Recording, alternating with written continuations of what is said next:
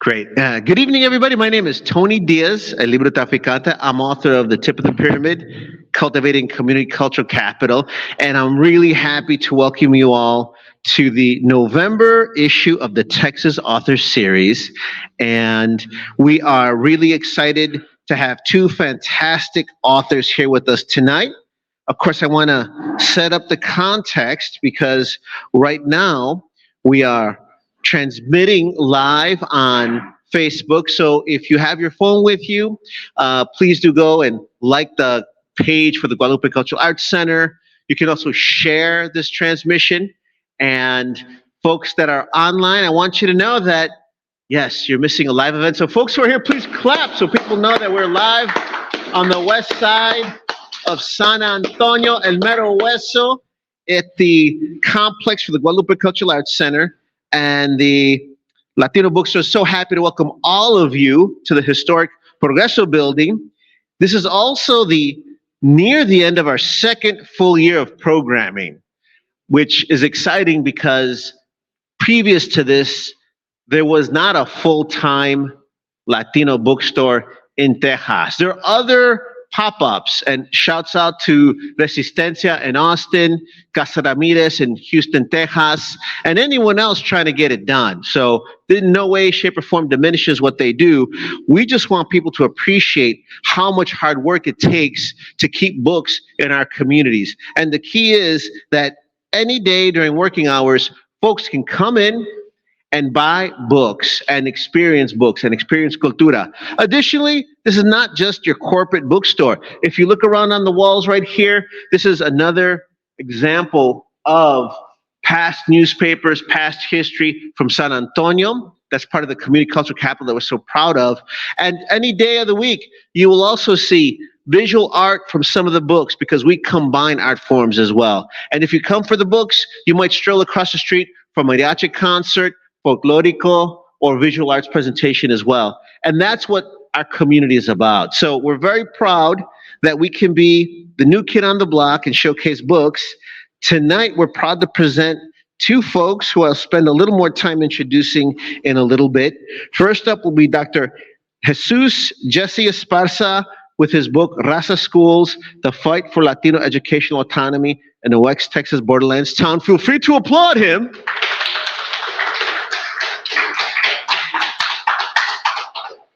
And then following him will be Alma Garcia with her new novel, All That Rises. Please feel free to applaud her, por favorcito. And they will come up and share from their book. Also, afterwards, as you know, you can purchase the book next door with Alma, who I'm waving at as the bookstore manager. Hey, Alma, make friends with Alma, and then you can purchase a copy for you, your friends. Hey, Christmas is coming up. What a wonderful gift for folks is to spread literature. And then also, we're going to make sure that we've got signed copies in stock here so that folks can come in later. Y para la gente sintonizando on the internet, no se pongan envidiosos. You can still come get the book, and we hope that you will share what you see right now with community centers, teachers, and leaders. And for folks that want to watch this again because you love the reading or you want to tell your friends about that book hanging from the wall or in your Latino family library, and you want them to experience what you did, you can relive this because this will be saved on the Guadalupe Cultural Arts website as well as the YouTube page for Nuestra Palabra. Some of this may air on fox26houston.com. This will also air on 90.1 FM KPFT, Houston's community station in Houston, Texas. And finally, we're also going to create a podcast for this that you can share, text, and you can make sure that everyone has a chance to read this. So I'm telling you this because when we say we're making history, we're not playing. This used to be a book desert. It's no longer a book desert. This used to be a place that people said that there was not a level of culture. We've defied that. But also, your applause will ring through for history from now on as people study this. We're glad these books will be here as well. I do want to remind you, too, that the Texas Author Series takes place every second Friday of the month. So our last event of the year will be in December. December 8th, and it will actually be in conjunction with the exhibit Refusing to Forget, which is a really powerful exhibit, which you may have heard of. It's going to be exhibited here at the Guadalupe Cultural Arts Center. This is the first time that a community center has that exhibit. It's been at museums, which I call corporate nonprofits, not to say bad or good, but they've got a different infrastructure. This is a community nonprofit that's going to host this major exhibit. And because we're about combining different art forms, our director, Christina Bailly, wanted to make sure that we had every element firing at once. So we've got a fantastic reading the second Friday in December, December 8th, with Genius MacArthur Award winner, ¿verdad? That's a big deal, ¿verdad? Her name is Monica Munoz Martinez. The Injustice Never Leaves Us, Anti-American Violence in Texas. She teaches at the University of Texas, Austin. Really powerful book.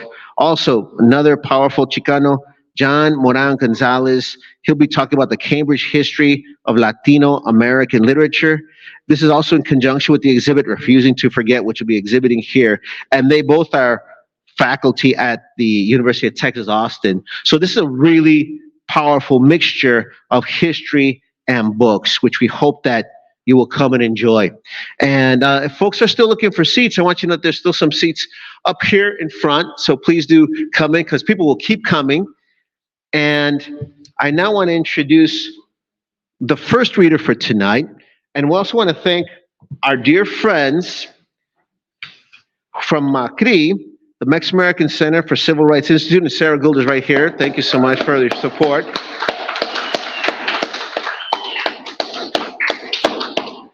And we teamed up with the Mexican American Civil Rights Institute because we are all about the same thing. And one thing I do want to say is there is no competition among organizations if you're working in the Latino community. Our job is to create folks that will go to all of our events. And the only way we can do it is we all help each other. And what I love is that we've been able to team up for one of my dear friends. He is a major force across the country, but I'm glad we call him a Houstonian. Go Astros. Next year we will win the World Series. He's a giant that you can see in the community. He's a scholar and he's a dear friend, but also I love that we're going to share his work now with the rest of the country. He is an associate professor of history at the Texas Southern University, and his book, RAZA Schools, The Fight for Latino Educational Autonomy in the West Texas Borderlands Town, is really a powerful testament to our history on our terms. We've got some presentations that he's going to share as well. So please welcome a scholar who's making sure that our history is preserved, Dr. Jesse Esparza. Thank you, brother.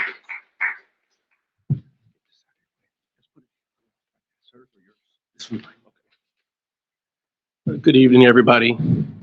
Tony, thank you for that wonderful introduction. He's a hard act to follow, y'all, but I'll give it my best shot. I want to thank the Latino Bookstore. I want to thank also the Guadalupe Cultural Arts Center for sponsoring or providing the space for us tonight. I want to thank also Tony Diaz and all of his colleagues for helping usher in tonight's events, and certainly I want to thank those who played a huge role as well. I want to thank Dr. Sarah Sanada Gould and the Mexican American Civil Rights Institute for their sponsorship as well. So yeah, this is a talk on my most recent publication, RAZA Schools. It dropped on the 19th of September this year. It's published with the University of Oklahoma Press. It's part of a new series that they have called New Directions in Tejano History. This is book number 4.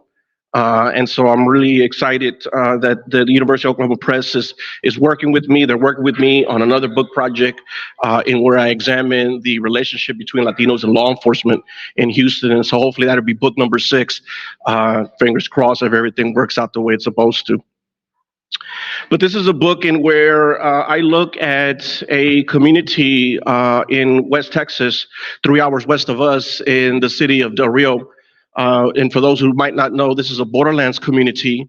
It sits right on the border between Mexico and the United States. Its sister city is Acuña. And in this city, one of the oldest communities to be established there would be a community known as San Felipe. It would be established by Mexican travelers who are coming up from like the northwestern portions of the state. They would arrive there in the middle 1800s, and these are intellectuals, these are entrepreneurs, these are persons who are filled with self-determination, and they arrive to this community and they begin to engage in what I call barrio formation. That is to say that they start developing all the institutions that make up a community. They establish businesses, they establish religious institutions, they establish political organizations and social clubs. They do it all. They establish the first forms of education that would be provided to Mexican Americans, known as escuelitas, and they would do all these kinds of things.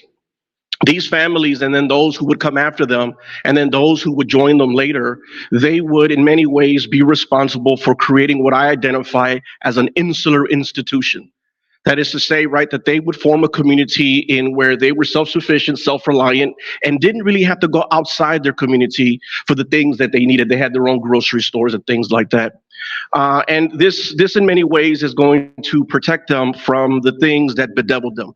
Jim Crow policies that oppress this population, things like disenfranchisement, segregation, things like mass incarceration, over policing, police brutality, and those kinds of things. I'm not saying that they were protected from that exclusively, but this insular community does these kinds of things and protects them in significant ways. And then in 1929, this community is going to establish a school district, an ISD, an independent school district that they call San Felipe ISD, right, named after the community that birthed it. And this is believed to be the only school district that would be organized by Mexican Americans at the height of Jim Crow, during the Jim Crow era. I'm not saying that this is a Mexican school in a traditional white ISD. I'm saying that this is an independent school district that Mexican Americans organized and controlled top to bottom. This is what I'm telling you happened in 1929. And one of the things that I begin to do in the book, and I'm going to share a few readings with you all, if that's okay. One of the things that I begin to do in the book very early on is it's not easy to do. It's a very difficult thing to do, but I try to explain how it is that this community and then this school district sort of existed within and without the walls of segregation. It kind of operated both inside and outside of segregation simultaneously. And it's very hard to do. It's very challenging to do. That's probably one of the hardest parts to write. You know, I don't want to come across as a defender of segregation, but I understood the importance of insulation, and so there was a fine line that I was walking there, and so I attempted to explain this, and here's how I addressed it in the book. This is the first reading.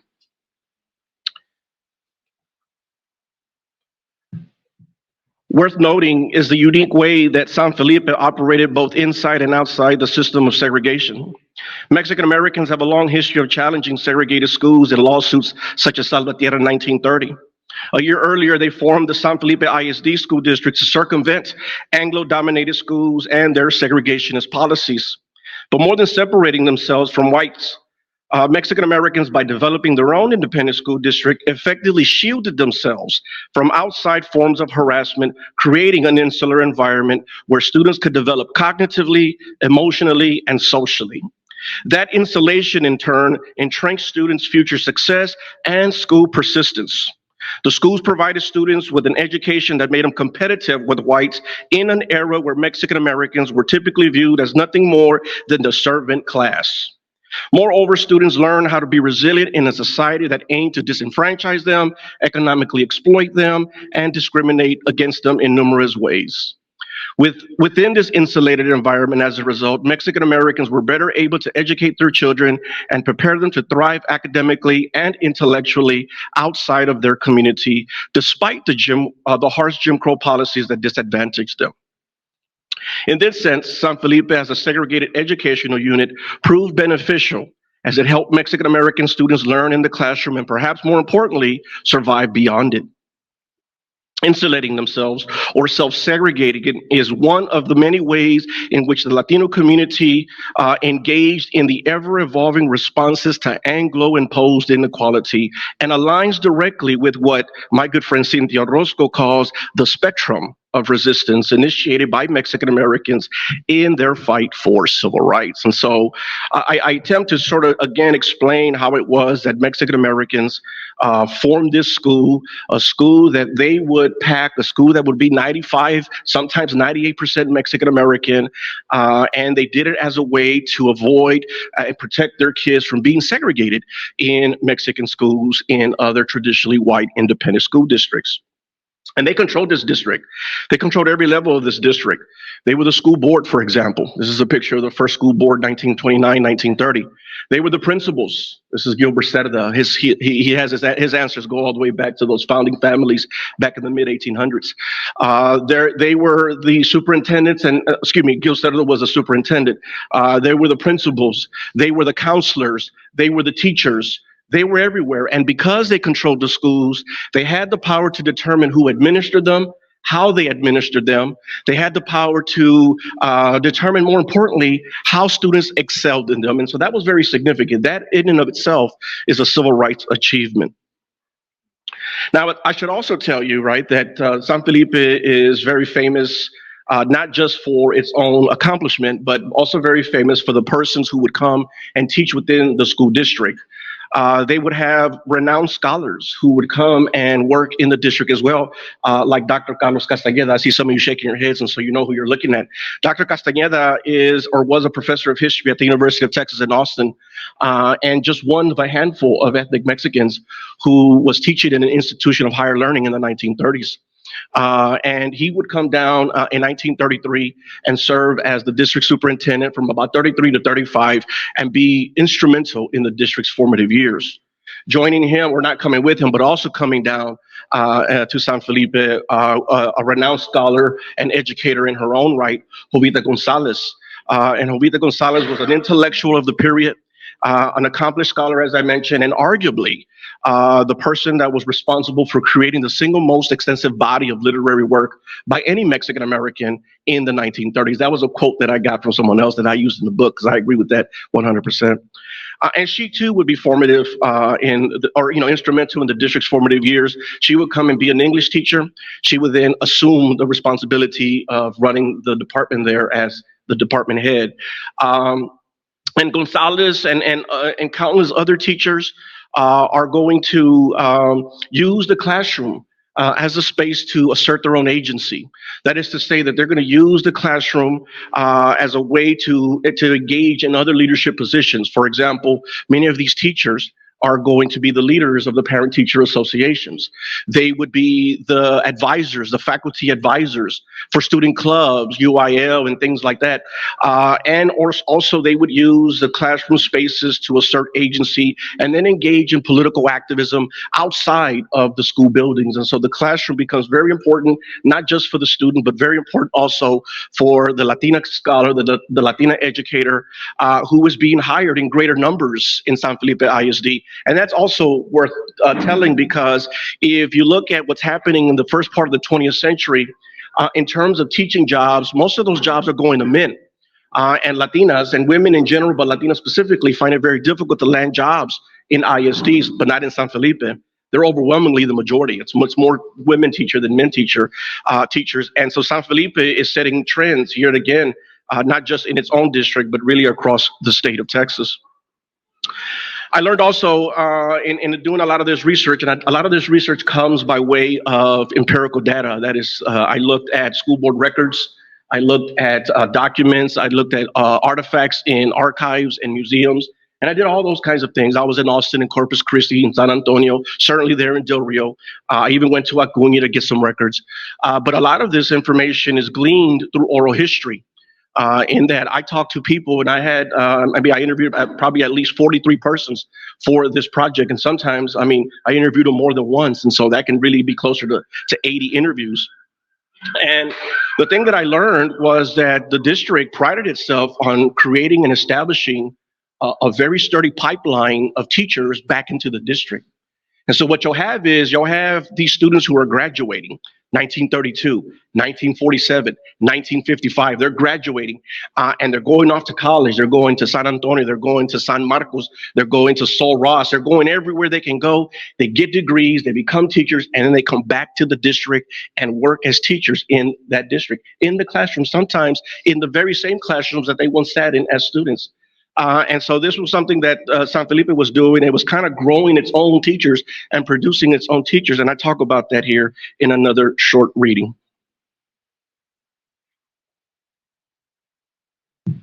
The high number of graduates who return to work for the San Felipe district upon earning their degrees is worth of note. Officials took pride in this pattern, working endlessly to create a pipeline of its graduates into college and back to the schools in San Felipe. There were, for example, Clotilde Rangel and Francisco Chapoy, class of 1933. There's Georgina Gutierrez, one of the 3 female graduates in 1935, all who became teachers for the district. Samuel Ragland graduated from San Felipe in 1937 and came back to teach and coach for the district in 1941. Other graduates turned teachers included Josephine Sanchez, class of 41, Maria Elena Calderon, class of 46. Mauro Paz, also class of 46, returned to San Felipe where he taught Spanish, U.S. history, and civics. A player on the 1957 golf team that won the state championship, Gene Vasquez, earned his BA education from Sol Ross, then returned to the district to work as a faculty member for more than a decade. Tony Gutierrez also came back to teach in the schools, first being promoted to principal, then deputy superintendent, and the list goes on and on and on and on and on and on. This is just the tip of the iceberg here. These are few examples of the countless students from San Felipe who graduated from the district, attended college, earned a teaching certificate, and returned to their beloved alma mater as educators. It was a site that instilled pride in the community and inspired other students to follow in their footsteps.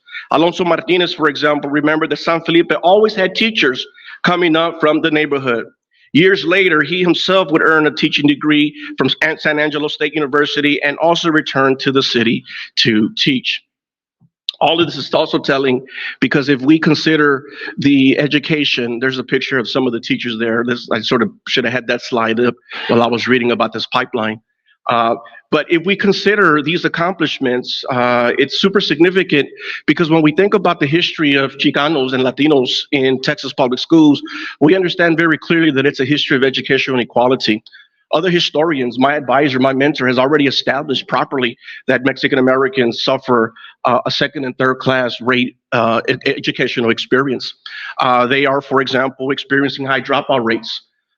They are subscribed to vocational or occupational education, which tends to privilege the rich and underserve the poor. They are offered a limited range of classes that alienates them, or they're offered a curriculum that is either devoid of their history or a curriculum that criminalizes them, further alienating them. They're segregated. They're arbitrarily suspended and expelled. And the list goes on and on and on and on. And those things are happening everywhere throughout the state, but to a lesser extent, they're happening in San Felipe. And they're happening there to a lesser extent because of what the teachers are doing. I'm not saying that the district is perfect. It certainly is not. Okay, the district is not perfect. It's got flaws. It's got room for improvement. But the inferior educational experience that is bedeviling Chicanos in San Antonio, Chicanos in San Marcos, Chicanos in Houston, it's not happening to the same extent in San Felipe, in this Borderlands community 3 hours west of us. Take the curriculum, for example. Here's what I say about the curriculum. Following incorporation, district leaders made concerted efforts to refocus the highly standardized, assimilationist, and exclusionary Texas curriculum that erased Latino history, heritage, culture, and contributions to the building of the nation. Moreover, the Texas curriculum was Eurocentric. It depicted ethnic Mexicans as the enemy and, by extension, rendering their segregation and mistreatment as justifiable. In San Felipe, while they also offered vocational schooling, they restructured it. They restructured the heavy vocational curriculum designed to prepare Mexican Americans as domestics or for the service industry.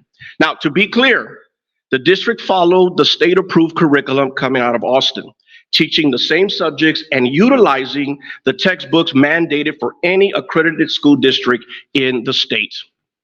Yet, the curriculum as it existed in San Felipe fell outside Texas trends.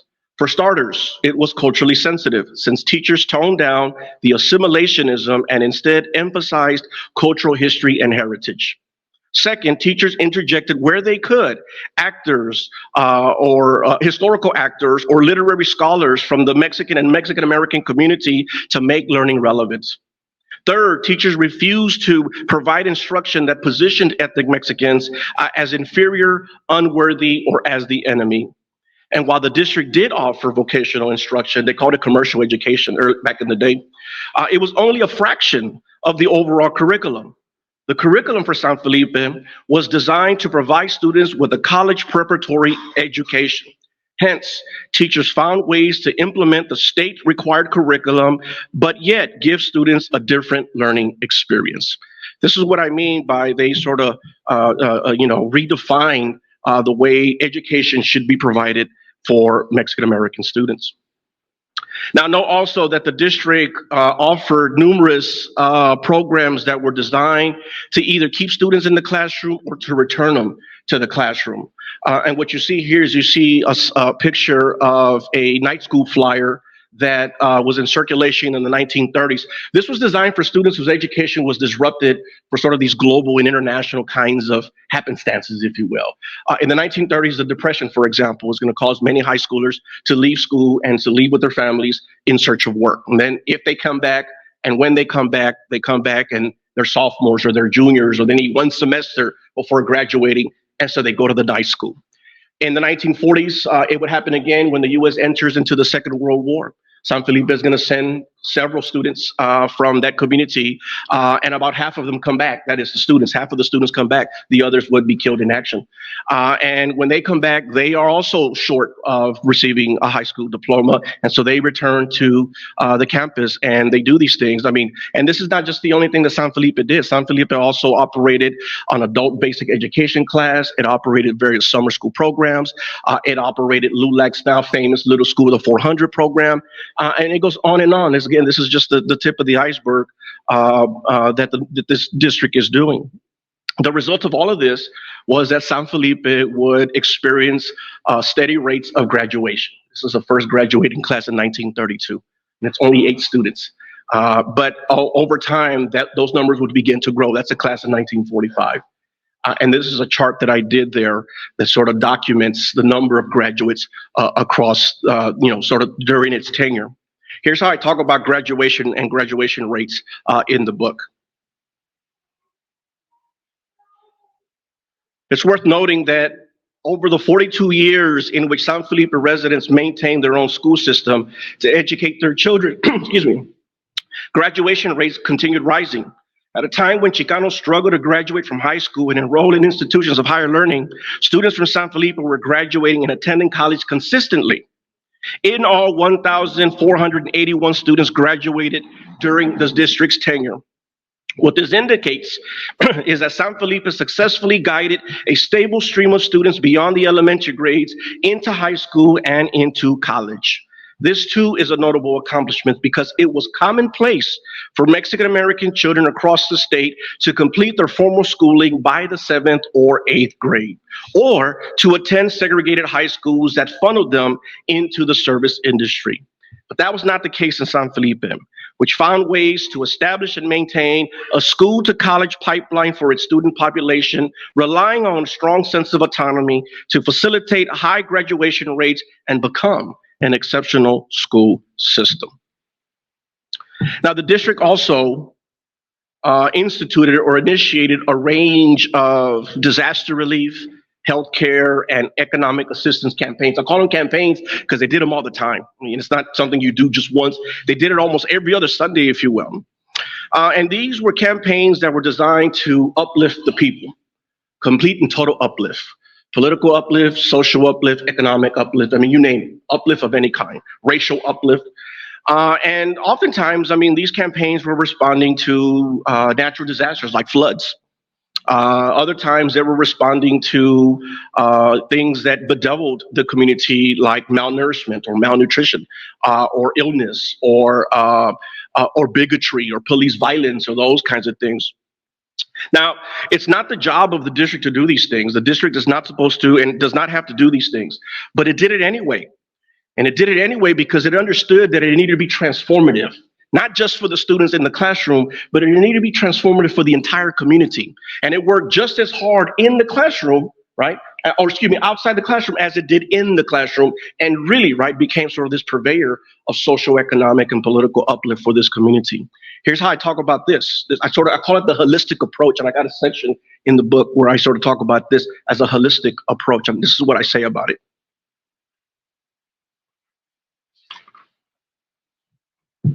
From getting through the Depression, up through the turbulent times of the civil rights movements, all the while combating poverty, natural disasters, the schools would experience a roller coaster ride of good times and bad.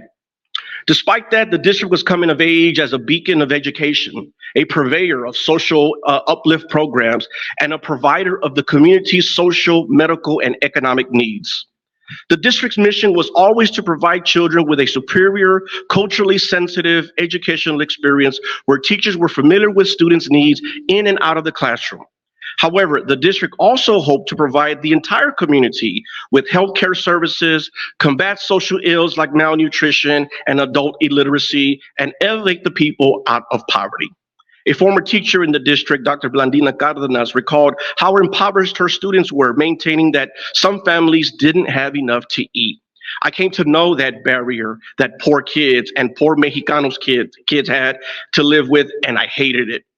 This poverty hindered their academic performance, especially those who left school early each spring to work in the fields. Hence, the socioeconomic uplift of the people of San Felipe also became part of the district's mission. The district was effective in recommending, sponsoring, and maintaining several novel quality of life programs while bringing in Latino educators who were well equipped to implement those programs.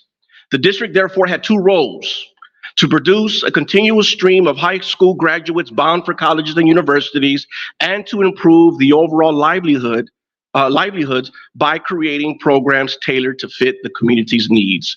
And so this is what the school did. And you know, in doing so, it positions itself, the schools and the district, positions itself as the most cherished institution in that community. I was told by people that that was their Carnegie Hall, that was their, that's where they went, that was their city hall, that's where they went when they were displaced out of their homes. That's where they went when there was food to be had. They went to the schools. It was where they found refuge and safety and security and those kinds of things. It becomes the most cherished institutions for this community. I also learned, however, through oral histories, that the district is not perfect. And certainly it is not. The district, and what I say in this part of the book, the district sort of fails in its mission and falls short of its efforts to be a truly egalitarian school system. And I say those because I had the privilege to interview former students from the segregated school system, or the segregated school that existed in this community known as Langston Elementary. The Langston Elementary, although it technically really wasn't an elementary, it housed students first grade through the 8th grade, but they called it Langston Elementary.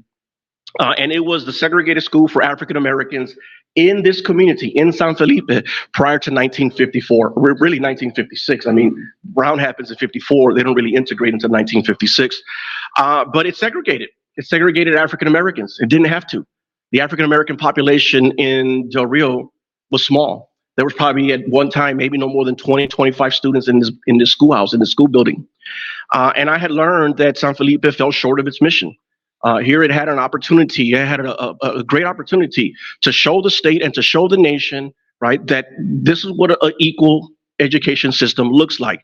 And it falls short of that because it segregated its African American population. It was called Langston School because it was named after famous Negro poet and intellectual Langston Hughes, who, right, is known to be very critical of segregationists and even very critical of African Americans who aren't acting fast enough to destroy segregated facilities for African American children. And so the naming of Langston School, right, is perhaps a subtle way to tell the district, hey, we don't appreciate being segregated.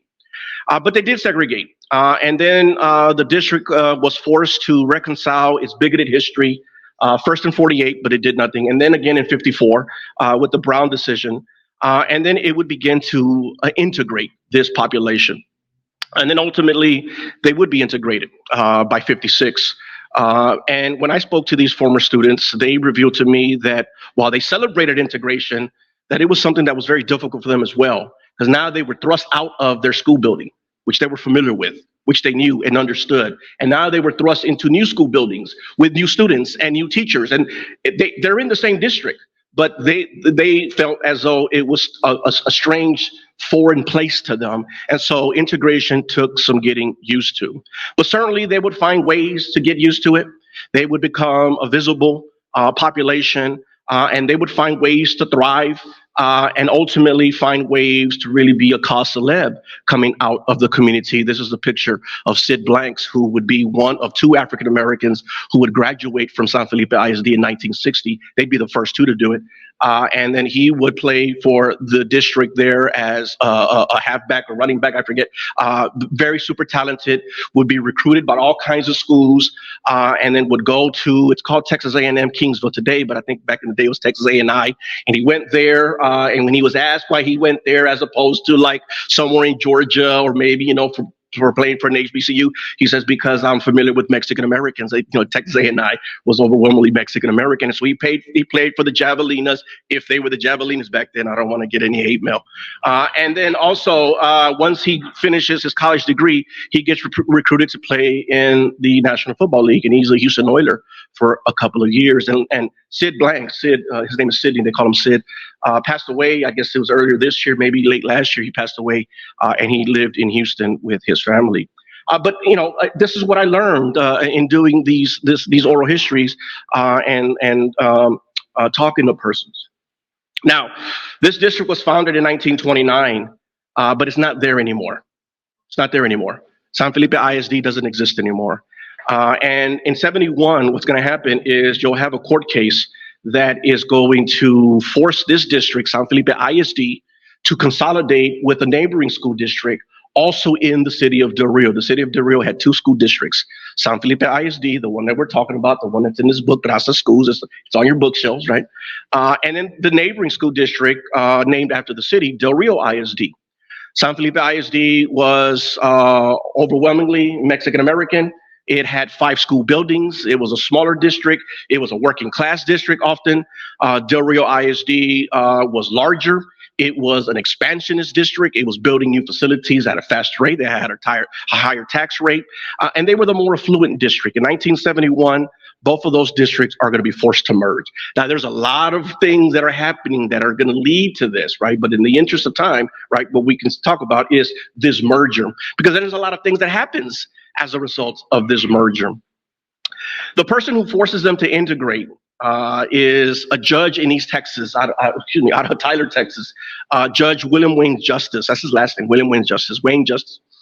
And he was a judge who had a reputation of using consolidation as a way to achieve integration. And it was he, right, who was going to force these districts to integrate. He was already doing that in East Texas.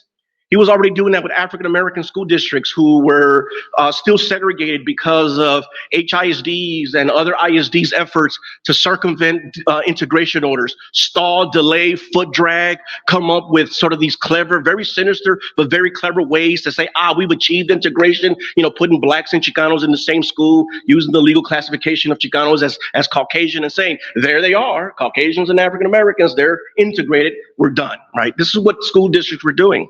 And so activists continued fighting against that. And the courts get involved, the federal courts get involved, and they begin to issue these court cases, these lawsuits.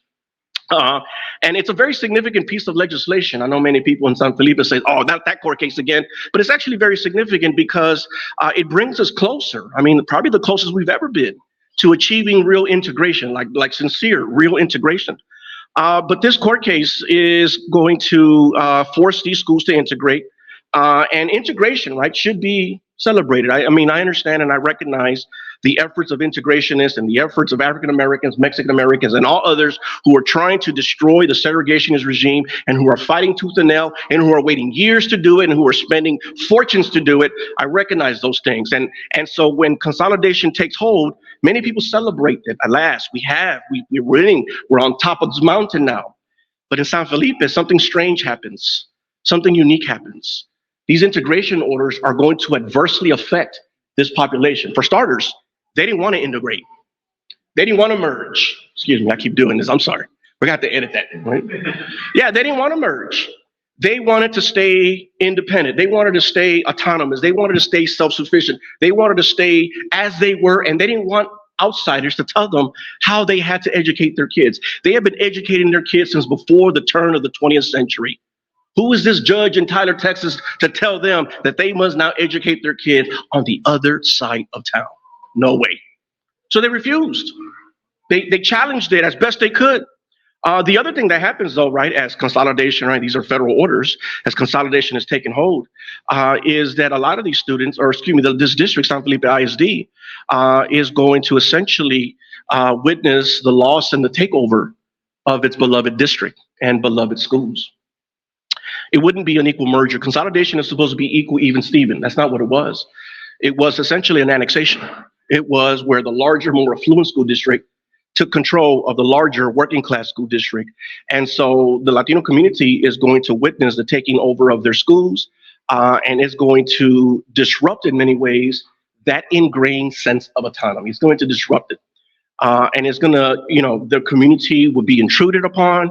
And this insular environment, as I described it in the first part of the book, by the end of the book, doesn't seem to exist anymore, at least not at that moment.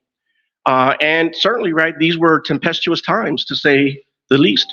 I mean, you had teachers and teachers from both districts, from both former ISDs, now sort of working on a daily basis within the confines of a single school district, fighting over everything, over curriculum, over student funding, over teacher positions. I mean, they were fighting about everything, over parking spaces. I mean, you name it.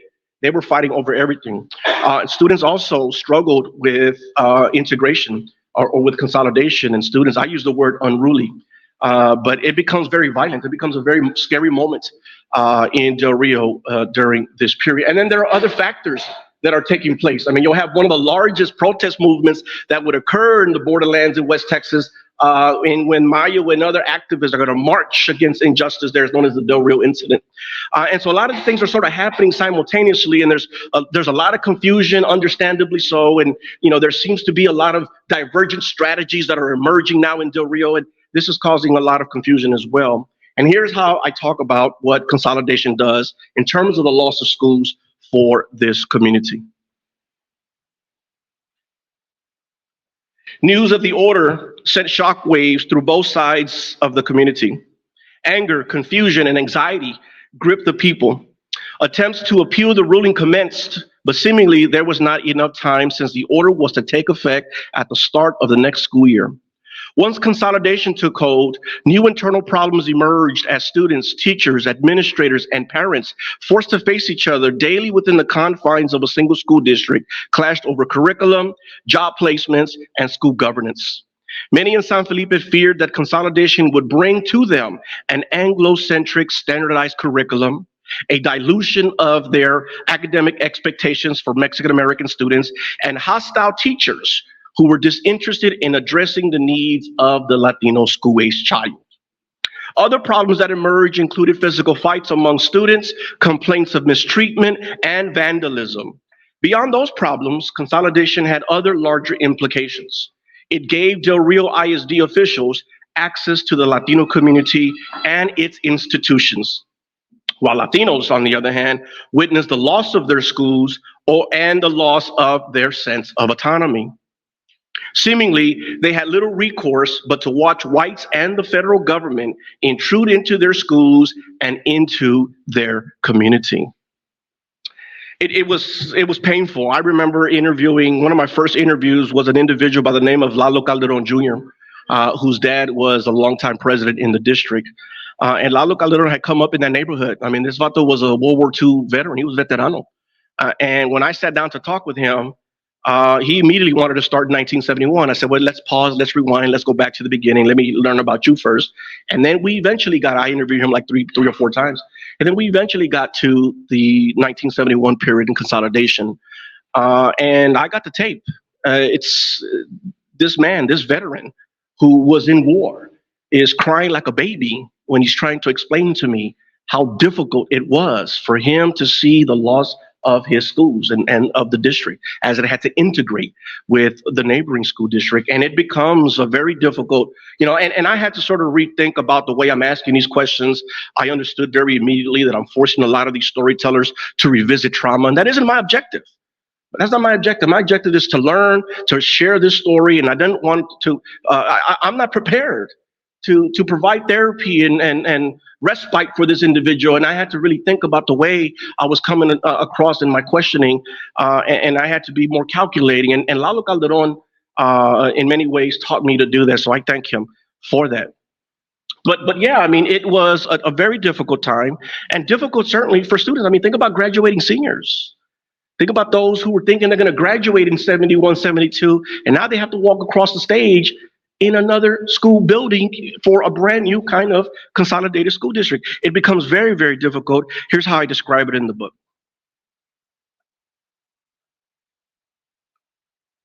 In the days leading up to the start of classes, threats of violence progressively blanketed the city. Rumors that Chicano youth were planning to assault white students caused some Anglos to leave. In truth, people on both sides were feeling anxious. Still, the first day of classes proceeded with only minor disruptions due mainly to patrols of streets and campuses by police, sheriff's deputies, and other law enforcement authorities. There were no incidents except for mass confusion as school began about an hour late. That's on day one. However, students responded to the stress of consolidation by becoming disinterested, unruly, and even destructive. Others felt that their school leaders had betrayed them by allowing the merger to happen. How could you, they asked.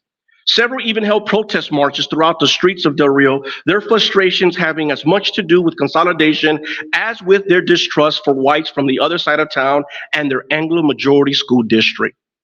Indeed, they were aware of how Anglos could be racist, and indeed they objected to those. And so their protest had much to do with Anglo racism and discrimination as well. Others reacted to consolidation by engaging in physical confrontations, particularly at the high school. Fighting among the student body became commonplace. Sometimes fights occurred over misunderstandings, other times they occurred over turf pride, but they were almost always over race. On one occasion, during a pep rally held at the high school gymnasium, a fight broke out. A fight broke out among students and quickly turned into a mini riot as fisticuffs spilled out into the cafeteria. Before any school official realized what was happening, students were scattered about campus fighting almost everywhere. Eventually, students calmed down, and once the fighting ended, many students walked out of school, leaving campus altogether. It was horrible, remembers Eloy Padilla. My sister was a senior and I had to go pick her up. It was becoming very violent and there were lots of fights. Some teachers even got beat up themselves. Later that night, more fighting between students erupted on the field at a football game. The next day, many students were absent. For several weeks after that, the district continued to see a series of fights among the student body. The other fights occurred on school buses, after school, in the streets on the way to and from school. Students even accosted teachers. Homer Sigala was a superintendent of San Felipe at the time of consolidation. And it was he who was leading the charge to oppose consolidation. It was hard for him to defend segregated schools, and so they consolidated. And he becomes an assistant superintendent. That's him there with his back to us. He becomes assistant superintendent. He was a head honcho in San Felipe ISD, and then he becomes assistant superintendent in the new consolidated ISD. And the superintendent for Del Rio ISD, the head honcho over there, he remained as the head honcho. This was a problem, right? This was not an equal merger. This wasn't even Steven. But Homer Segala is at the pep rally in the morning, and this is the fight at night. I think they were playing. This is the same team, by the way. These are students from the same school. And I think they were playing against, I don't know, Crystal City or somebody like that. But they're fighting. And Homer Segala is trying to disrupt the fights, but he would often be assaulted. They call him names, a lot of racial slurs and those kinds of things. And so all that to tell you, right, is that consolidation is going to have the reverse effect on this very unique community. It was unique from the get-go. It was unique from the jump. And integration is, again, going to sort of make San Felipe sort of stand out in many ways. Ultimately, what is happening, though, at the same time is that the Latino faculty from the former district are in an effort to reclaim their own autonomy. They are also engaging in a very sort of calculating and strategic way to reclaim the schools, to get back into positions of power. And so there's this effort there that's happening at the same time that this very sort of turbulent times are taking place. And here's what I say about that. We're almost done here with the reads, but I want to make sure I read this to you. To reaffirm their sense of autonomy, Latino faculty from the former San Felipe ISD concentrated their efforts on regaining control of the schools. They worked, for example, to ensure that Latino faculty and administrators remained employed in strategic positions throughout the new district. Additionally, they fought to shape the curriculum to meet the needs of their children. While initially they considered the consolidation order detrimental to their autonomy, ultimately it became a powerful weapon in the fight for educational equity, particularly in steering the curriculum. What started as a case regarding the desegregation of Texas schools morphed into a movement in which Mexican Americans relentlessly demanded the implementation of bilingual and bicultural education. If leaders from the former Del Rio ISD refused to comply, Latino parents and activists with the backing of LULAC, the American GI Forum, and certainly MALDEF would take them to court to oblige them to do so. In this way, the consolidation case became a means for Latino faculty to introduce and preserve bilingual education in public schools. For those from San Felipe, it also allowed them to begin to reassume control over the district. Now, this would happen for a couple more years. I end the book abruptly in 1985, and ultimately by that year, this order would be lifted. Latinos by that time would have gained control of very important spots within the new consolidated district, and there is a sense of autonomy and ownership that has been returned. And when the order is lifted, the courts are not watching them anymore. There's another sense, another wave of autonomy that has come. And so there was also, by 1985, those hard feelings from 71 began to dissipate. As many people now had graduated out of the school, many teachers had left out of the school or out of the district. There's a new crop of students who are forging along, and students were better at the adults anyway, at creating alliances, multiracial alliances, multi-generational alliances, creating alliances, through sports and all those kinds of things. And students were just better at being collegial with each other than adults would. But I end the book abruptly there. I kind of talk about what integration does to this very unique community. But I don't leave it sort of on a negative note, and because this is a story of resistance. This is a history of agency, and one of the things that I argue in the book is that Mexican Americans resisted. They resisted all the things that bedeviled them. They didn't stand by and allow these things to happen. They fought back with every fiber of their being, with whatever resources were made available or whatever resources they made for themselves. They fought back, and they have a long history of fighting back. Since before the turn of the 20th century, they're fighting back.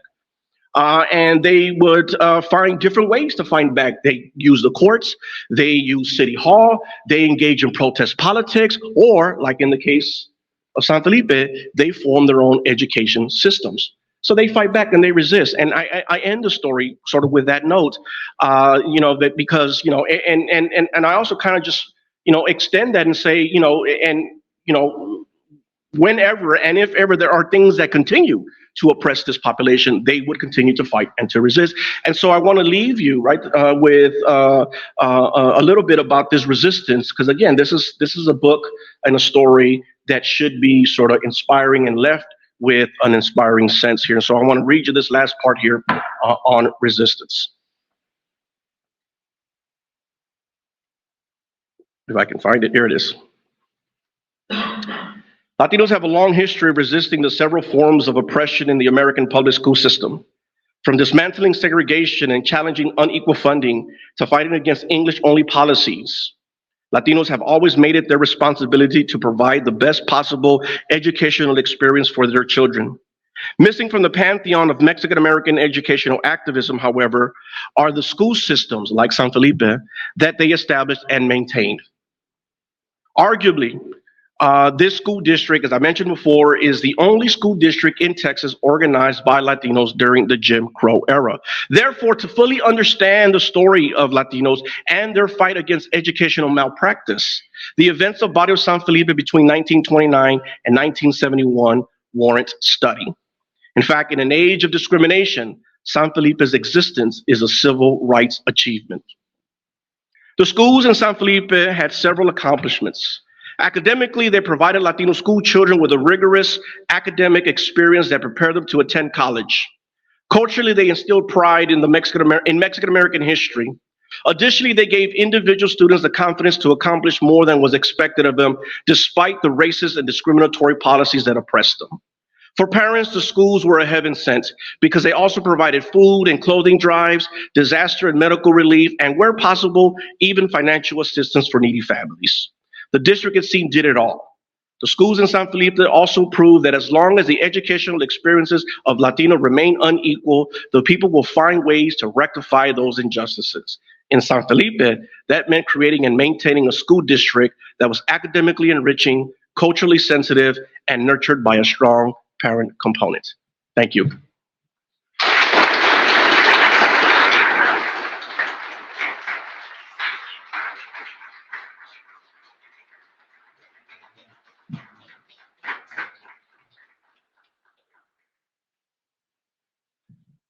You can escape that, I guess. We'll give the laptop back to Sara.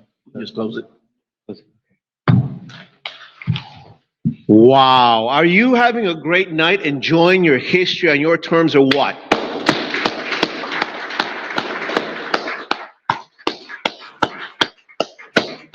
We have another author coming up. I do want to reset, but I have to acknowledge what's going on right here. Okay? It is powerful to imagine the only Latino school district of its era possibly being erased. Remember how powerful we were? I want you to know how powerful we are right now, because we're talking about it at the only Latino bookstore in Texas. And I tell you what, we will not allow our history to be erased again. And what's it take? It takes a scholar to interview la gente. Anybody from Del Rio by any chance? Oh my. La gente de Del Rio presente. Thank you for all that you've done. Thank you for making history with us. But I want to make one thing clear. Tonight is about a book. And I want to remind you, right now, there are attempts to remove books from shelves and to make it harder for our community members to have access to books. Right? And guess what? Tonight we're defying that. And I want you to know how much work it takes. It takes the gente of Delhi to do it. It takes a scholar to push it. It takes a publisher to get the book out.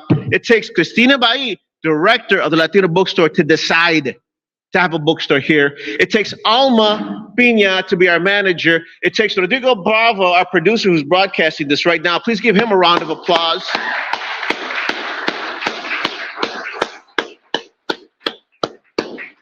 It takes all of you showing up tonight so the people watching are jealous because they're not here in the coolest spot in the universe. But we got to put y'all to work también. This is about a book. If they weren't dangerous, would they be trying to take them out of our hands? So tonight, we're going to have another author up here, también, who came all the way from Seattle. We got Seattle, Del Rio, Houston, all in the house here, ¿verdad? To get this book to you. So the job tonight, we need you to defy the book banners. We need you to defy the publisher that in our history, we need you to get this book. I got the first copy, by the way, so looking out for myself here. I'm going to get it signed. This has to be part of your family library. This has to be part of your community center. And I want you to know there's pre-orders. If you buy so many, which is a wonderful problem to have, we can get pre-orders. This will always be here. So this story is not going away. Thank you for writing it. Thank you for supporting this. I want to thank MACRI, the Mexican American Civil Rights Institute, for putting all this together as well. It takes the Guadalupe Cultural Arts Center. I need to mention some of our other sponsors. the City of San Antonio Department of Arts and Culture, the Ford Foundation, the Mellon Foundation, Texas Commission for the Arts, Nuestra Palabra, Latino writers having their say, and it takes all of you showing up, and the West Side for being real and drawing people here as well. So thank you so much for coming out. We are not playing here, but I tell you what, we're having a great time celebrating our history, our gente. I do want to also make you all feel comfortable. So I got up from my chair. So we have two chairs in front. If you do have, it's a packed house because our gente love books, which is beautiful. So if you got a chair near you, please raise your hand because the folks in back have been standing for a little bit. So por favorcito, si se quieren sentar. Also, we have free water and vinito, thanks to our partners from Macri. So please do please do sit down because it makes me nervous that you're standing up and you get tired. There's no extra credit for standing up. In fact, it'll be aching. So please do find a seat, por favorcito. And then I want to talk about our next reader as you get settled, because our next reader is coming all the way from Seattle. This is Alma Garcia's brand new novel. Okay, so just like as Jesse told us, the scholars of the day would go to this school district. The writers of the day are coming to your backyard to celebrate their books. She'll also be at the Texas Book Festival tomorrow. She'll tell you some of her readings tomorrow. We're also doing a banned book reading. Speaking of people banning books, tomorrow at 8:30 at Saddle Up, we will be flaunting contraband prose. Okay, so the libro gracias. Yeah, let's applaud, define the folks that want to silence us. And it is so important for Chicanas to have their first books out. She's actually performed these works on our radio show. You're in for a treat because she really does a great job of sharing the book. And she's got some great blurbs from some great leaders, but you're about to be enthralled by her presentation. Please welcome Alma Garcia with her debut, All That Rises. Please make her feel at home.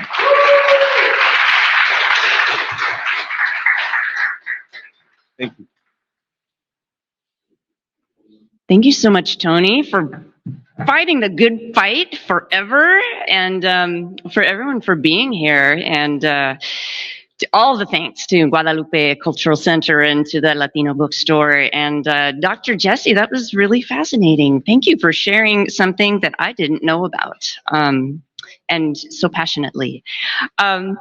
So I have this new novel. This is my debut novel, and this is my first stop on my tour. I grew up in El Paso and Albuquerque, and so it's really it's been really great to start this to come back to Texas to bring this back to kind of where it started for me. But a little bit about this book. It is set in El Paso. It's set in 2005. It's essentially the story of two neighboring families who are a little bit leery of each other, who don't realize that they are about to become very entangled with one another. One family is an Anglo family, one family is a Mexican-American family. They both employ the same domestic workers, a housekeeper and a gardener, who understand and see things going on and connecting between them that no one else really does. But what really sets things into motion in this story is that the wife of our first protagonist that we meet, his name is Huck Dupre, leaves him abruptly. It surprises him. And there are some other factors that I'll talk about in a minute that kind of entangles these characters together, but really it ends up being a story of secrets and lies and border politics that are very much a part of that part of the world, and that's going to be familiar to most people in this part of the world. But we're going to start with Huck. What has just happened to him is, his wife has left him. She left the Dear John note, but he has not told his children, his teenage twins, his 9-year-old daughter. Instead, he takes them to the amusement park, as people do. And what happens is they all get in an argument, and he gets He either falls or is pushed. He falls into the water. He climbs back out. He passes out. We learn a few things about him while he's out. The truth of the matter is that Rosemarie, his wife, had always confused order with oppression. It defied all natural law. She'd once been one of those creatures who make Texas college sororities possible. Dallas girls, extravagantly hairsprayed and manicured, who go to church on Sundays after Saturday night beer benders, leaving the alarms of their sports cars to howl in the dormitory parking lots. Pre-wed is what you called a girl like that. Not to mention seriously out of his league. This was the oil money lubricated playing field of Southern Methodist University, after all, though as he passed her on the lawn of Northrop Hall, he couldn't resist the challenge he saw in the well-groomed arch of her eyebrow. She'd snorted at his introduction and asked whether he was planning an epic rafting trip down the Mississippi. He'd cackled with the pleasure of his surprise. Still, he didn't reveal his real name, Harold, until he paid his first visit to the house that made him think plantation as he passed between its two white pillars. By that time, though, he'd removed his shoes in the foyer and received the stiff parental handshakes and the appraising glances of the two black women who served them a roast beef dinner followed by a bourbon pecan pie. Of course, he was embarrassed by the way they all watched him handle the silverware, but he looked his future in-laws in the eye, managing yes, sir, and yes, ma'am. Yes, sir, he had a scholarship. He had a game plan. Rosemarie grinned like a cat. That was back when she was still part of his team. Even in the blur of the twins' first months, all she had to do was meet his eyes in the dim light of the nursery as she nursed one baby and he bottle-fed the other, and he would be overcome by a terrifying sense of cheer, as though together they made up a task force forged expressly with the purpose of fighting desperation. They came to El Paso, with the glory of NAFTA, paving his way at last toward the stock portfolio of his dreams. Then Jordan, accidental Jordan, who from her first moment had been a force with which none of them was prepared to reckon. The morning she was born, he'd taken the long way home from the hospital on the frontage road beside the river and pulled over. He'd been lightheaded as he shuffled from his vehicle to the chain-link fence, uncertain of what he was looking for. A wide, dusty incline of creosote-pimpled rock rose up at his back to where the railroad tracks lay. Above that, the freeway rumbling with early traffic and the university looming at mountainside, its red roofs like square hats. Before him, the river was free of the concrete bed that bound it for much of the length of the city, and it was running muddy and low. He released an unsteady breath. 8 years out on the open highway of parenthood, only to find himself now back on the doorstep of that soul-fracturing, gutted sleep, the mountains of diapers and snot wipers, the long, long tantrum-filled march toward kindergarten, already itemized with expenses and delays for the next 18 to 25 years. His new child had smelled of blood as she squalled in his arms and had felt like a very ripe peach. It was then that he noticed a man in the distance. A boy, actually. He stood almost opposite Huck on the Mexican side at river's edge, no barbed wire on his side, of course, pitching stones into the murk. Behind him, a low, graffiti-slicked cinder block wall held back the familiar clumped shacks, which seemed to be trying but not quite managing to arrange themselves in straight lines. Huck watched the boy leaning, his arms slicing the air again and again, the explosive splash of each rock. He watched until the boy lowered his arm and looked up.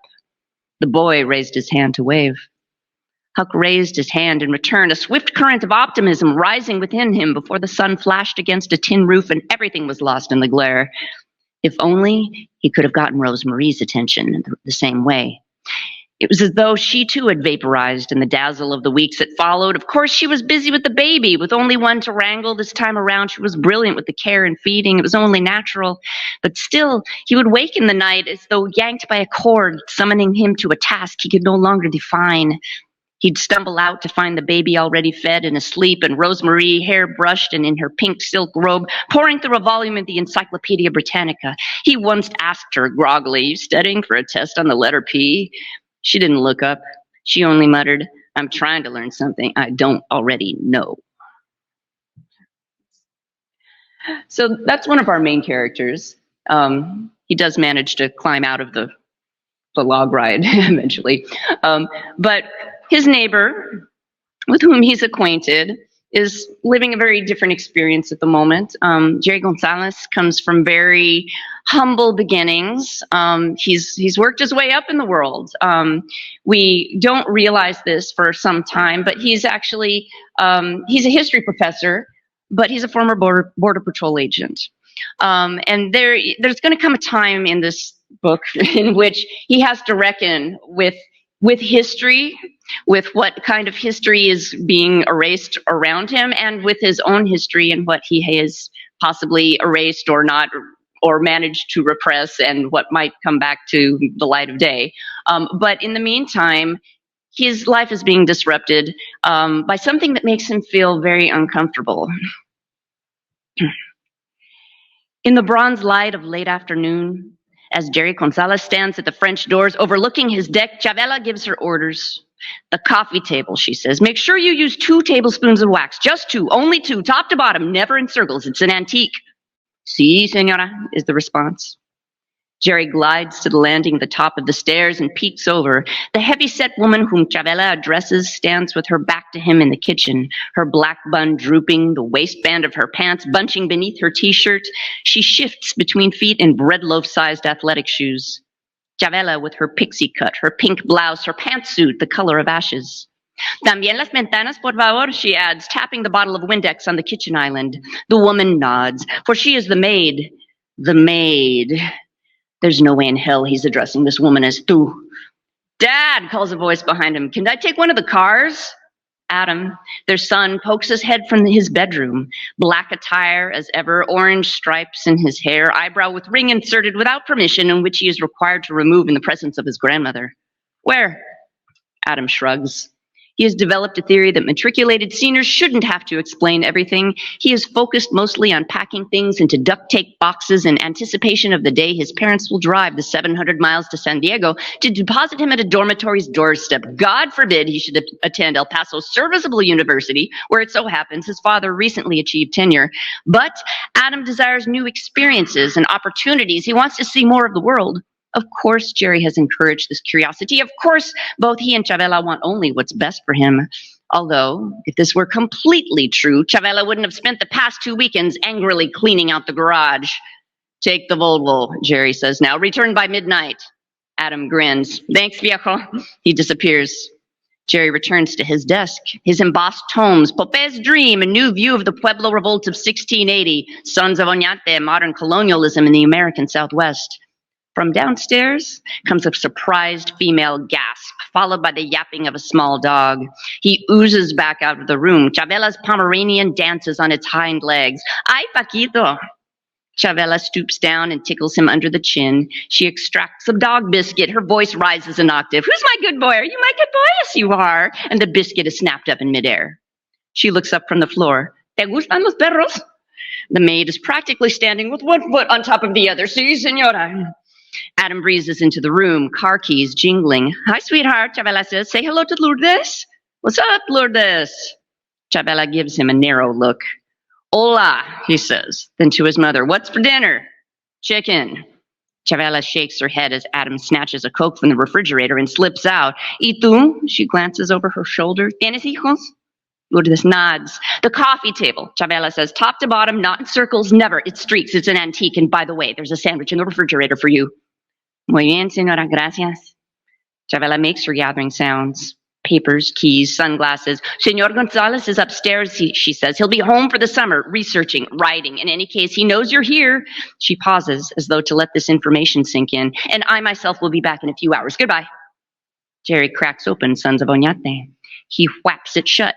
He descends through a rising aroma of pine sol into the kitchen, where he comes upon the maid herself, a dowdy vision in rubber gloves and 70s-era headphones, from which are emanating the sounds of a soccer game at tremendous volume.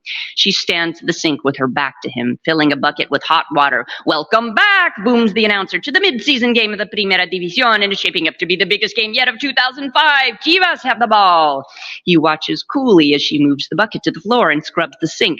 Foul on Bautista. Monarcas get the penalty kick. Chivas take possession at midfield. Medina passes to Avila to Aguayo, but no. Chivas recapture and Vermeulen. The Belgian takes the ball. He's closing in. He shoots. See, she chances the ceiling. Goal! de poste. She hisses through her teeth. Yeah. Buenas tardes, he calls out. She startles and whirls around to face him. Ay, perdón. She shuts off her headphones and removes them, blushing. Buenas tardes, señor. He forces a smile. Usted se llama Lourdes, no? Her dark complexion models as she nods at the window over the sink. Does she think he's making fun of her by speaking to her as an equal? He has no idea. He removes a casserole dish of macaroni and cheese from the refrigerator and inserts it into the microwave, then snatches up the remote from the kitchen island. The TV squawks to life in the den. The news is nattering on again about the fence, every bit of disconnected chain link and barbed wire along the border converted into a 700-mile wall of concrete and steel. Brownsville to San Diego, in theory. Also, the war in Iraq. Some new mid-occupation iteration of the United States invading somebody, bombing somebody, installing somebody, evading somebody. He zaps the TV off. Remind me of how often we'll be seeing you, Lourdes? Twice a month, senor.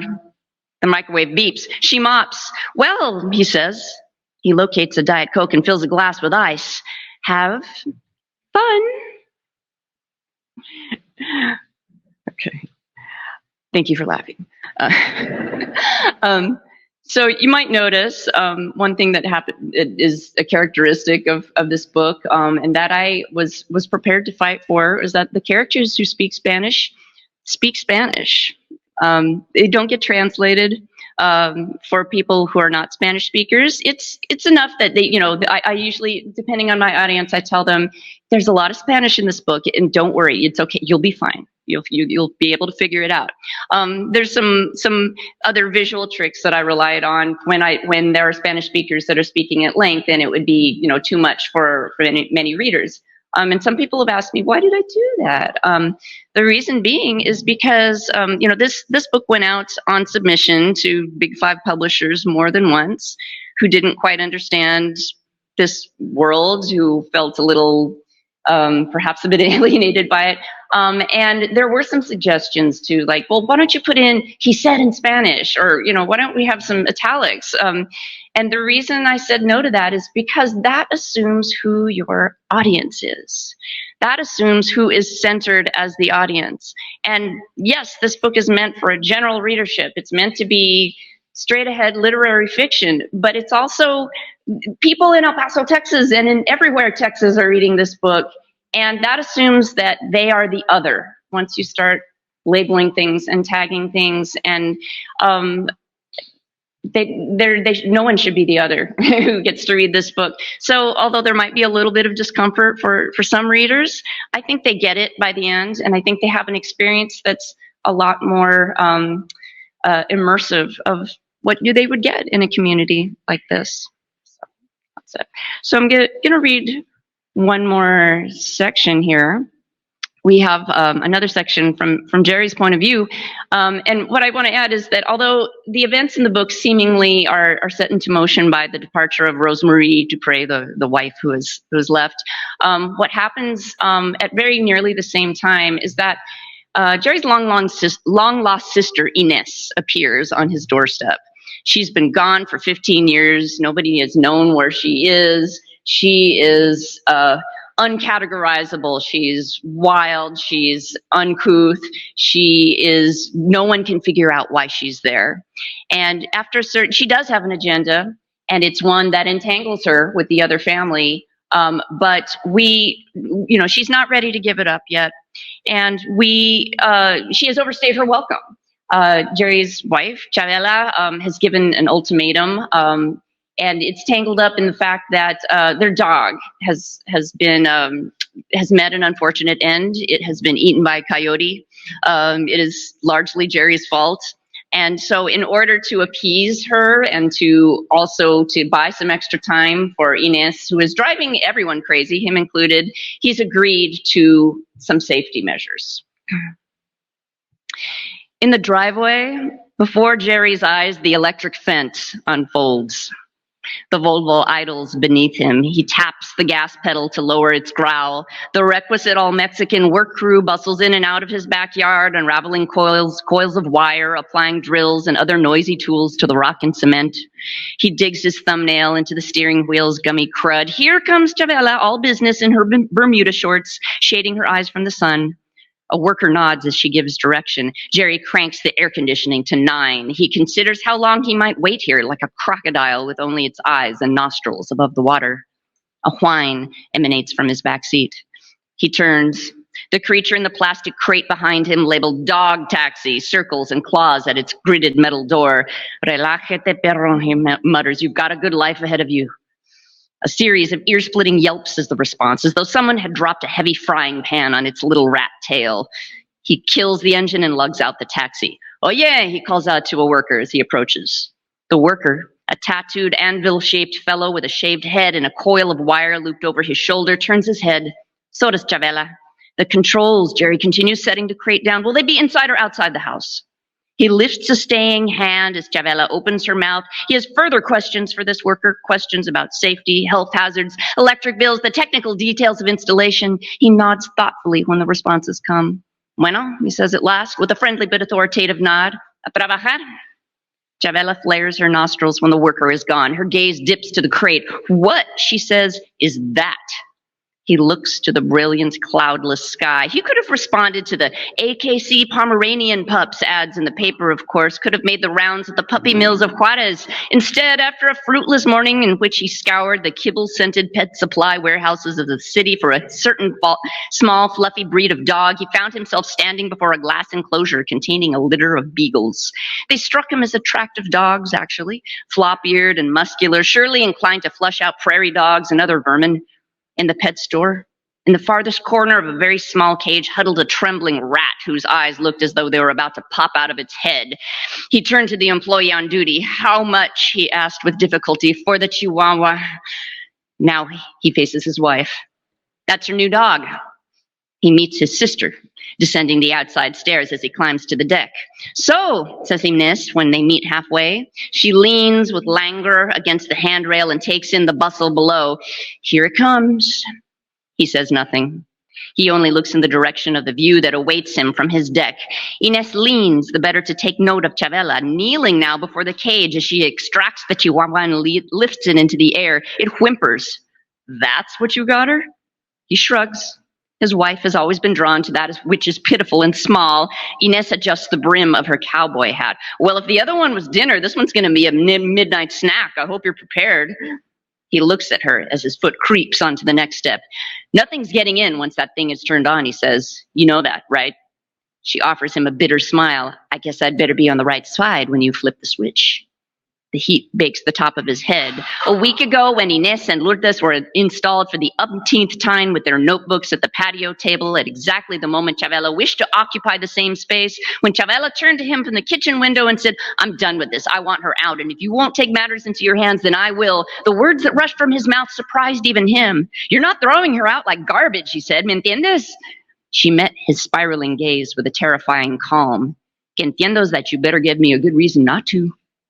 He looks past Inés's shoulder now, toward the deck. None of us wants to admit that putting up this fence is probably for the best. Another snort. For who? Chavela's dog? If he leans to one side, he can see partway over the back wall. If he told Inés that he traded the fence for her, would she find it amusing? Or would she abandon them once and for all, out of spite? Eventually, we'll forget that things were ever any other way. The taste in his mouth is sour. She pushes back from the railing to stretch. It's not natural, you know, she adds, just before she turns to ascend again. It screws up the electromagnetic field. This is going to put you on Mother Nature's shit list. She regards the Chihuahua once more as it shivers in the crook of Chavela's arm. Seriously, though, is that a dog or a rodent? I'm going to call it Speedy Gonzalez.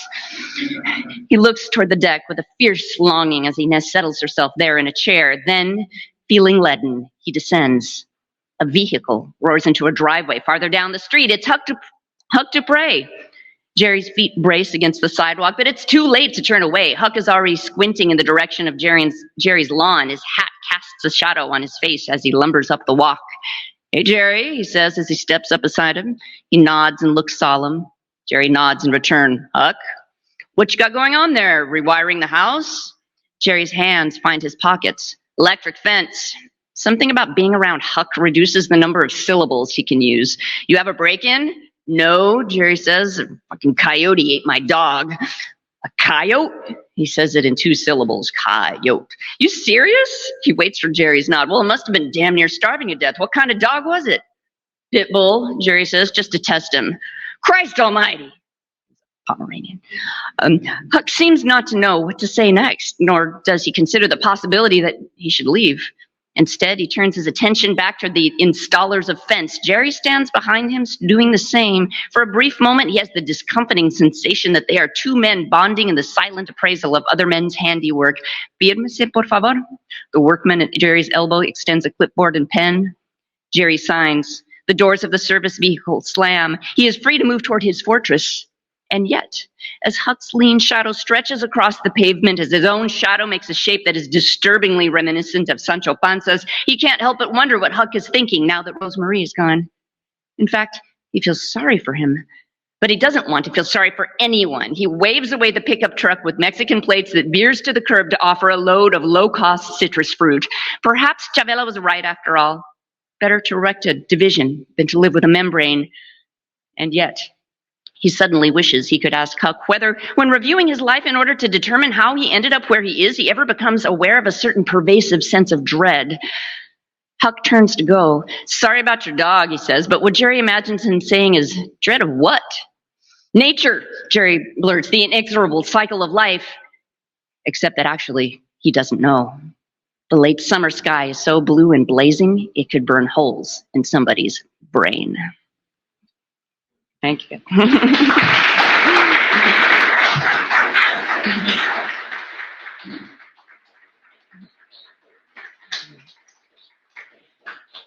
That's all I've got for the evening. Thank you very much, everyone.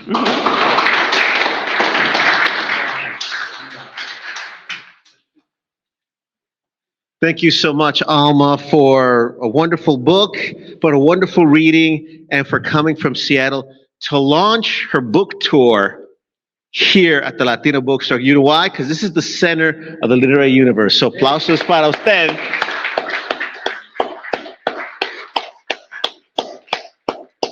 And again, we wanted to give you a full range of Chicana, Chicano, intellectual, brilliant art.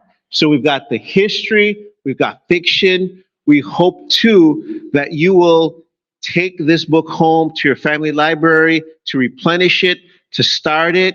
Right now, we're going to take 3 questions for our visiting authors. I'm going to ask Jesse and Alma to come up here. And then after that, we'll ask you then to go to the business side of the house and purchase your copy of both books, because then we'll ask you to come up here and get them signed. And that's really what the wonderful experience is. It's not just, this is not a product. This is our history. You're going to have a great story, because then when people see it on your bookshelf, they're going to say, wow, if you read, I should be reading. And then they'll say, tell me about that book. And you're going to say, it was a great evening. There were folks from Del Rio there. There were people from outside of San Antonio. And we got to hear about our history and culture. I got to hear Alma, who was really funny. And guess what? Now that the book is here, I share it all the time. And by the way, I'm a libro traficante, so someone's going to borrow that book and not give it back. So fair warning, you might want to get 2. Let me remind you, too, that every second Friday of the month, we've been having great events. Our last one is December 8th with Genius MacArthur recipient Monica Munoz Martinez, and also John Moran Gonzalez, who'll be here as also in conjunction with the exhibit, Refusing to Forget, which is also about our history. So if I can ask Alma and Jesse to please come up. We've got 3 questions for them. Please give them another round of applause. They need...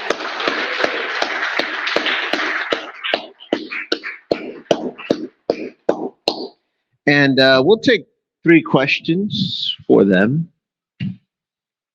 You'll get extra credit. If you ask a question, you don't have to take the final exam. So how about someone from Del Rio? Raise your hand again. La gente del Rio. Raise your hand. Okay, excellent. Tell us your name. Can you stand and tell us your name and ask a question?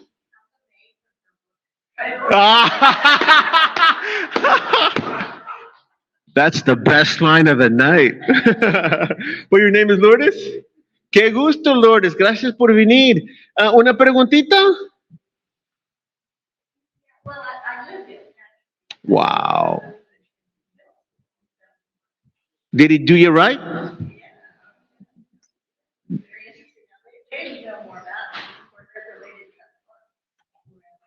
¿Ustedes todos? Do me a favor, yeah, if you can tell us. It's really hard right now because my mom just passed. Oh, you have my condolences. I appreciate it, but sold the house. It's right across the street. Around 5 blocks from Sunday High School. Mom was a teacher there. And No. it's really cool because it's really like that. That's exactly how it was. I mean, down the ground, from a small community like that, it led up professional. Wow. And it made a sense of like, well, it's not like if I'm going to go to college or when I go. Wow. I'm going to go. It's like, it's just not even second thought.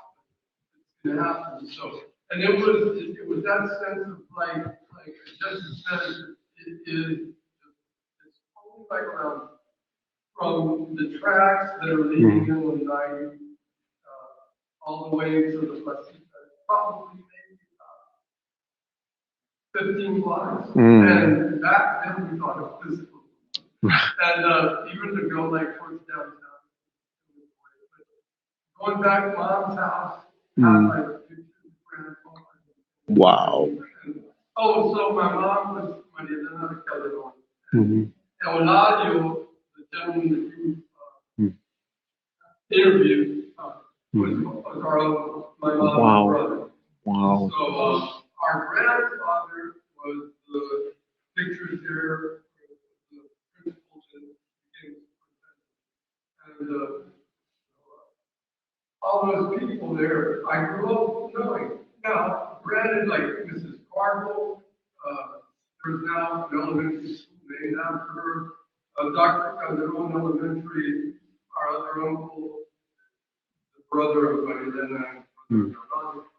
There's also another elementary school named after him. And it's just pretty so cool. Yeah, I mean, all those pictures, they were awesome. Wow. They were awesome. So it's like, No, please, that's beautiful. We've exchanged numbers and we're going to continue. And what is your name? Raúl Carrón Ramírez. Un gusto, placer. Gracias por estar aquí.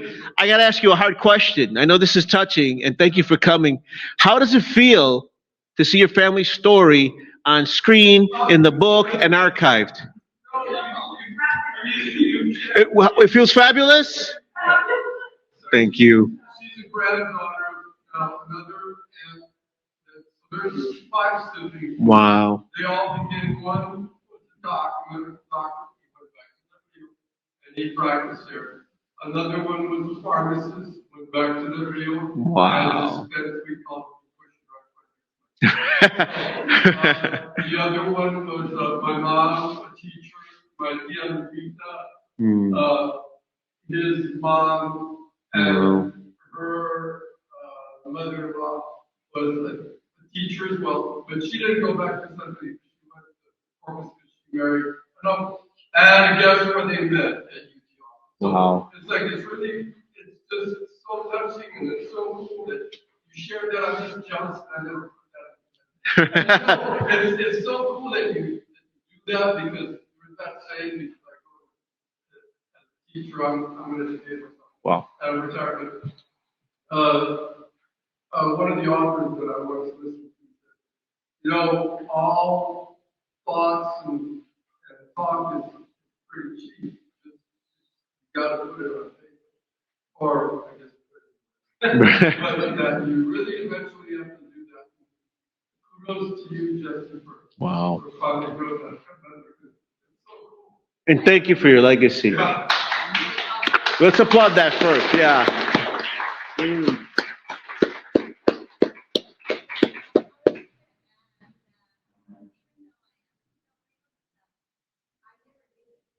Wow.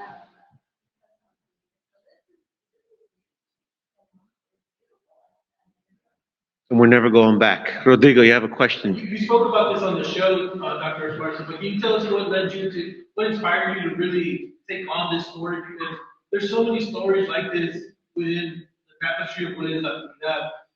I consider myself a scholar, or like I like to read myself. I had no idea about this story. And so when you brought it up, you actually talked about it on the radio show, but I'd like to share that with folks here at the Yeah, no, thank you for your question, and thank you, right, my brother, right, my new brother, for your comments, and so I came into this project while I was in graduate school. I was in the PhD program at the University of Houston, and my advisor was Dr. Guadalupe San Miguel, who is a giant in the field of history. Yeah, and it was he who sort of recommended that I take on this project. When I got there, I wanted to do the walkouts. I was fascinated with student movements, and I still am. And I wanted to do the Texas walkouts. And there's a new, great, fantastic book by James Barrera that talks about the walkouts. But my advisor, he was like, "Hey, but look, I mean, I didn't know it then, and I know it now as a historian. But he knew it when he was advising me. He says, look, we have to go and uncover histories that many people aren't writing about, that many people aren't talking about, and that many people don't know about." He says there's a school district in Del Rio, Texas. It's on the borderland. It's in the borderlands. Go and check it out and see if you wanted to do that for your dissertation project. And so I did. I mean, I went and checked it out. I have been to Del Rio actually several times before. I got family that's from Del Rio. I've been there several times. Not once did I ever hear about the school, not even K through 12 did I hear about the school district. But it took me getting to graduate school into a PhD program to first hear the word San Felipe ISD, and my advisor mentioned it to me. And so when I went and explored the city, I had already loved the city. And I began to interview some of those first persons. I said, no, this is it. This is what I'm going to do. And so I put the student movement sort of on the shelf, and then I ran full steam with this project, and I hadn't looked back since. And that persistence pays off. I mean, that persistence that I have, I learned it watching them and learning from them and studying them, but it's the mentorship in many ways. My advisor who mentored me, and then I have now the opportunity to mentor others, and I'm receiving mentorship from those that I run with. And so, but that's how this project came to be. It was go and check out this community, and I ended up falling in love with it. I tell you what, I do want to get to chance for folks to commiserate, get their books signed. I guess I'm going to abuse my role and ask the last question. Alma, can you tell folks tomorrow there's the Texas Book Festival at the Capitol in Austin. Can you tell us where you'll be reading tomorrow and a little bit more about your future tours? And thank you for coming from Seattle. Yeah, I have a few more stops in Texas. It's a small tour, but it's very appropriate. I'll be at the Texas Book Festival tomorrow at 11:15 a.m. in the Kirkus Weekly, Publishers Weekly tent. Partnered with another author named Esmeralda Santiago, and and Joy Diaz is our interviewer. And we'll be doing that. And then, of course, in the evening, we will be reading for banned books. Yes, in which we can really let it all hang out. I just want to apologize for cussing in front of the kids. I'm so sorry. I should have warned you. But then we can really get into it. And after that, I am headed to Brownsville to the brand new Bull Books. Yeah, and it's the first bookstore in Brownsville in like 15 years. Yeah, and after that, I'll be in El Paso at the Cielo Vista Library branch in conversation with Dalian Chacon, the author. And then my tour wraps up in Albuquerque at Bookworks Bookshop. So thank you for all that. Thank you both for great reading. You've been a fantastic audience. So then right now, this is a chance for you to go to the business side of the Latino bookstore to pick up your copies. And then both of our authors will be sitting here to get them signed for you so you can take them home. So thank you so much. Thank you to all the supporters, and thanks for a great evening. We'll see you next second Friday in December on December 8th. Gracias. Ciao.